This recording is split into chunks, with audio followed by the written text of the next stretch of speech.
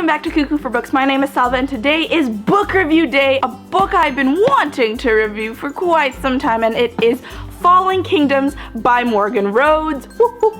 I read it like 2-3 years ago, I think, when it first came out, and I completely forgot everything that happened, so reading it again was like reading it for the first time. I read the first 2 books, and then I know that there are 3rd, 4th, and 5th books out there, and I really wanted to get to them, so I thought, you know what, why not?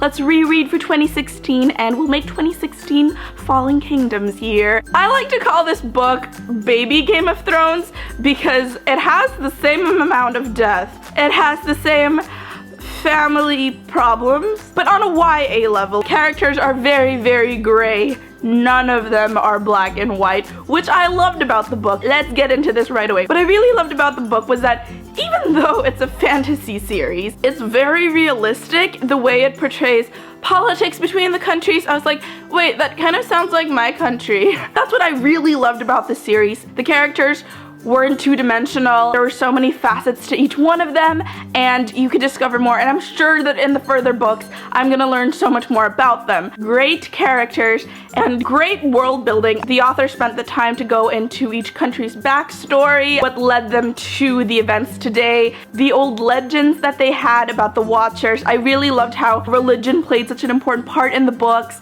and how each country had sort of opposing religions. It was just so well thought of. So if you want a fully immersive novel where you can just get lost in the story and the world and you'll totally believe it's real, it's really good. I'm a big fan of fantasy, and I'm a big fan of the pacing of the book was really, really good. Pacing means a lot to me. If it's not done well, I will get bored very, very easily. Despite having about 300 more or less pages, I sped through this book. It was one of those books where you're just reading and before you know it, you're 100 pages in. There are some fantasy books that I know and I love, but even I can't stand the pacing. It's just something I've learned to accept. But I thought Falling Kingdoms was very well plotted out. I thought that the author gave an equal amount of screen time for each character. In terms of plot, it's very basic. Kingdoms are fighting over land and power, as you do in fantasy, but I think what sets Fallen Kingdoms apart are the characters. You've got violence,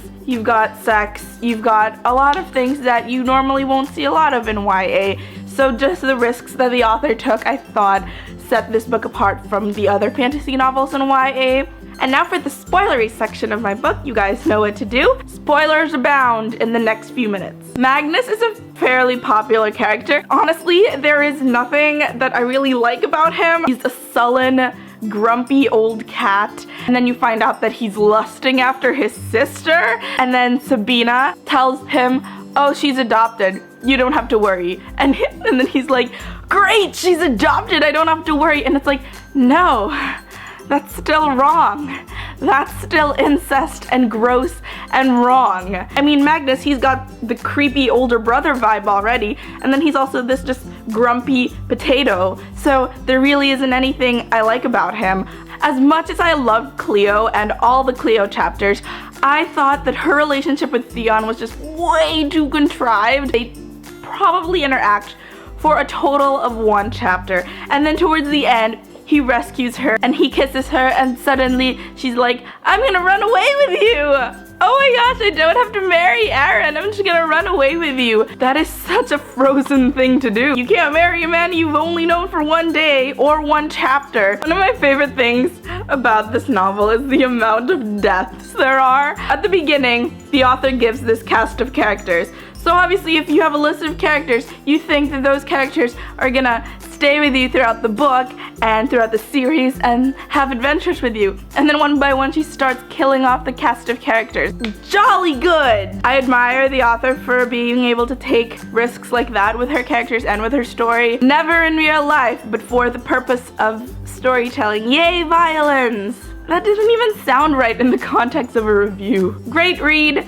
I am looking forward to reading the next book. I promised myself that I wouldn't read the 2nd book until I finished reviewing, because if you don't know, I have a very bad habit of stocking up reviews and forgetting to edit them, and then I just didn't want to have like a whole backlog of Falling Kingdoms reviews.